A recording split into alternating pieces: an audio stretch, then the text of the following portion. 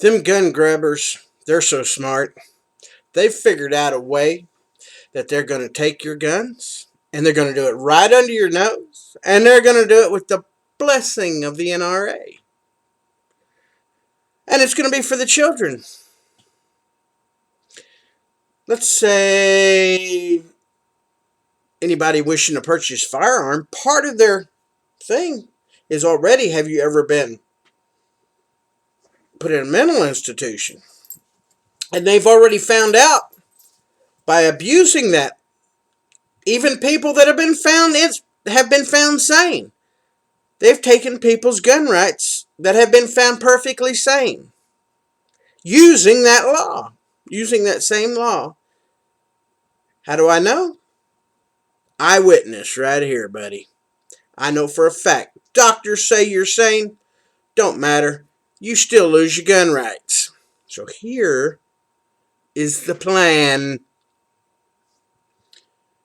From now on, in order to purchase any firearm, part of the background check will be your medical record.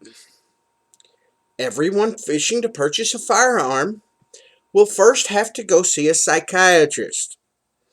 A psychiatrist that is, of course, approved by the ATF. So you're going to go to the ATF approved psychiatrist. You're going to say, oh, I want this weapon for target practice. I want this AR-15. I want this AK-47 for target practice, and I'm a collector.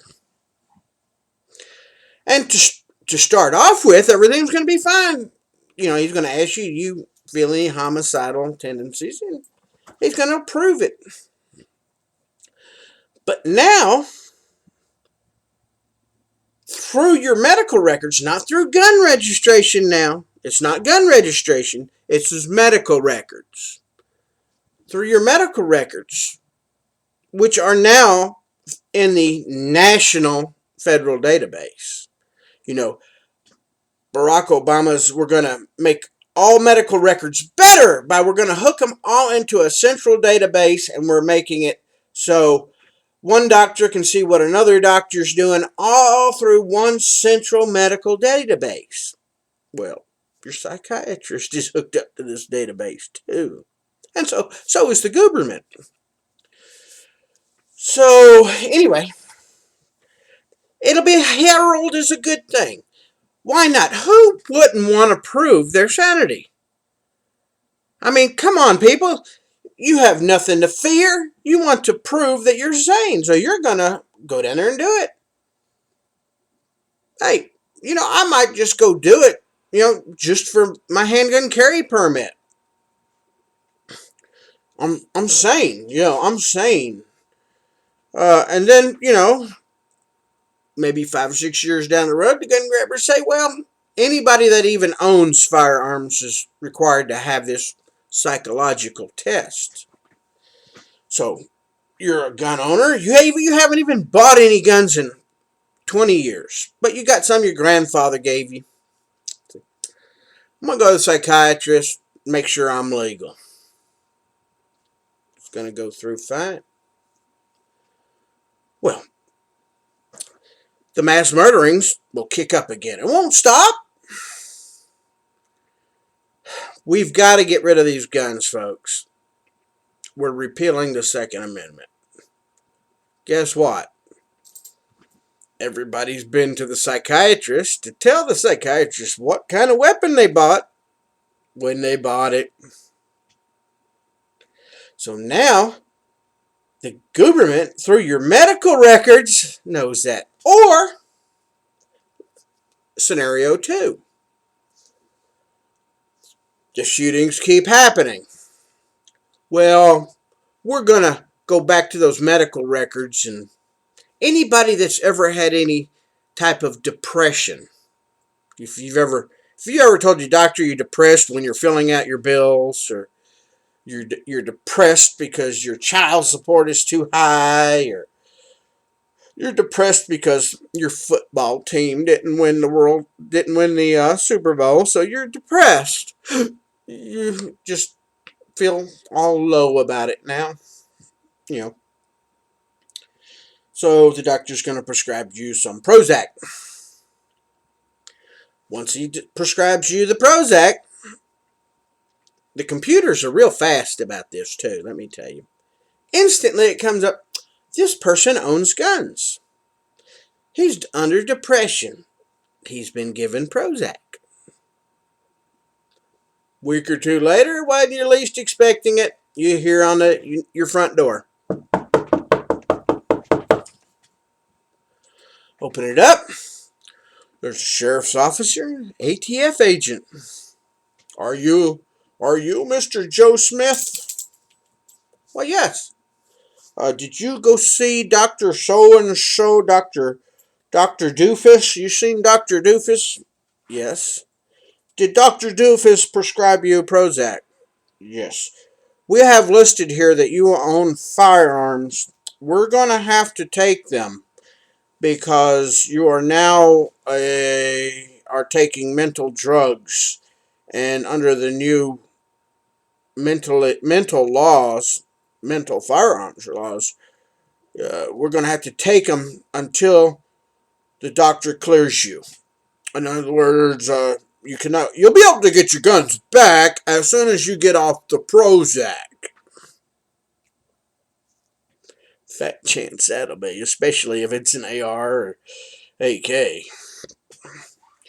They might give you your BB gun back. I saw this coming in the pipe when they used a mental excuse to take away my gun rights. They took them away even though I was found perfectly sane. Perfectly sane. Doctor said I was okay. The head doctor said I was okay. The cardiologist was a nutcase. I think he needs his head checked. The cardiologist one that put me in. But the head doctor that had me there for 3 days of observation said there's nothing wrong with me. The judge said there was no reason for me to ever be put in there to start with. So even though I'm found not guilty, or I have been found by the legal system to be perfectly sane, I still lose my gun rights. You say this can't be done. It can't be done. Well, you tell my representatives it can't be done. You tell my governor it can't be done. Tell your governor it can't be done. See what they say. Well, that's not our department. That's up to the Department of Mental Health. It's a department. It's a regulatory agency. They do not go through Congress to make laws. Regulatory agencies have their own little board of doctors or whatever that make the rules. It goes through a regulatory agency, not legal laws, nothing like that. This is where your large government is an abomination. IRS makes laws. IRS can make a law that put you in prison the rest of your life. Huh? There's nothing that went through Congress. Congress just said, well, we give the IRS lawmaking power. Unconstitutional. We give the mental health board, we give this board of 12 doctors lawmaking powers. We give the Department of Transportation lawmaking powers, ability to take your life away. That's right, the DOT can take your life away. The DOT, Department of Transportation, Department of Safety, can destroy people's livelihoods.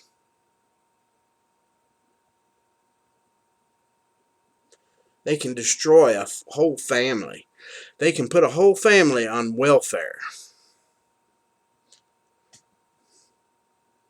I know this because I dealt with the DOT for 20-something years, having to follow all these rules and regulations. And believe me, if you're a truck driver, they can take your livelihood.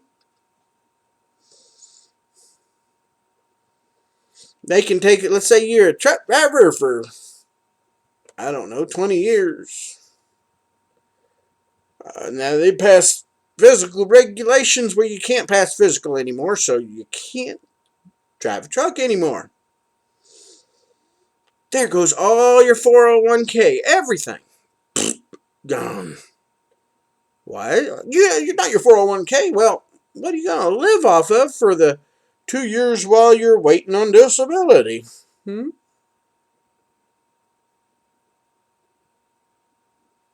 don't tell me that they can't use mental health as an excuse to come get your guns. First, they're going to use it as an excuse to save the children. It's going to, everybody that owns a gun, if they go for mental health evaluations first, this will be their excuse now. Even though the mental health nut that shot all those children, shot those 18 children, he didn't go through any background checks. So anyway, but they're going to use that as an excuse, and the NRA is going to back it. The NRA is going to back it because they're going to say, yes, it's a good thing. We need to make sure that our firearms owners are of sound mental health. And once, the government's just like a salesman. Once they get their foot in the door, they get that foot in, and that's all it takes, because then they just creep in. More laws. Soon it's depression. Oh, wait a minute, you may have a toothache. Oh, you got a toothache, you're on painkillers. We'll have to take your guns until your toothache's gone. That's what it'll come to. And anybody who says it's not true, I point to history as a lesson. Our government the United States government, supposedly the most free people in the world, I feel sorry for the other people in the world, are continuously taking the people's freedoms and liberties away under good intentions. And once they take them away, you never get them back. Except there was one time, prohibition of alcohol, that we ever got a liberty back. Speaking of alcohol, didn't we prove that prohibition doesn't work? Prohibition created Al Capone, and all the super mobs were created by prohibition. Now we have the war on drugs. Who's the most powerful rich people in the world? Drug lords. Big drug gangs down in Mexico that have more power than the government, than a whole state government. Why? Prohibition. You know what? Even God gave us a choice. We all have a choice. If we want to partake of the evil, we will have to pay for that after we die.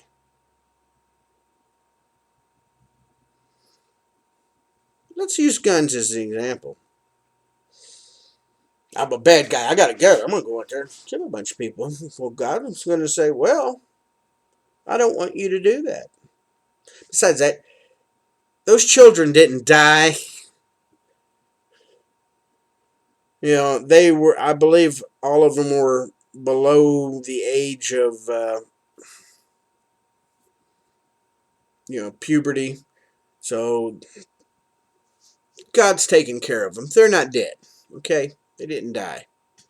Their bodies were destroyed. But anyway, let's say I'm going to go destroy a bunch of children's bodies. Well, God says,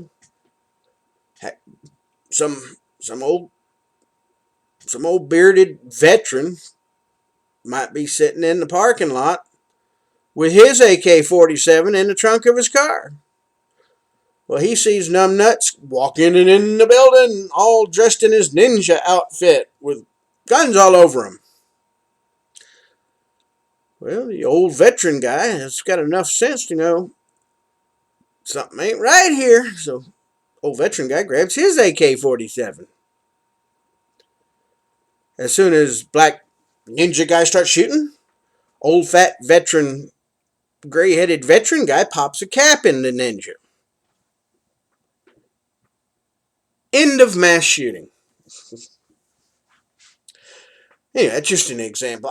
I've already ranted for 15 minutes on this, telling you what the next gun law is going to be. See, they're holding up this assault weapons ban, and they're going to come around and sucker punch you with the mental health thing and say, oh, if you want to buy a gun, you got to get a mental health. You got to be approved by a mental health specialist, and that instantly goes on your medical record. It's not gun registration. Remember, it's medical.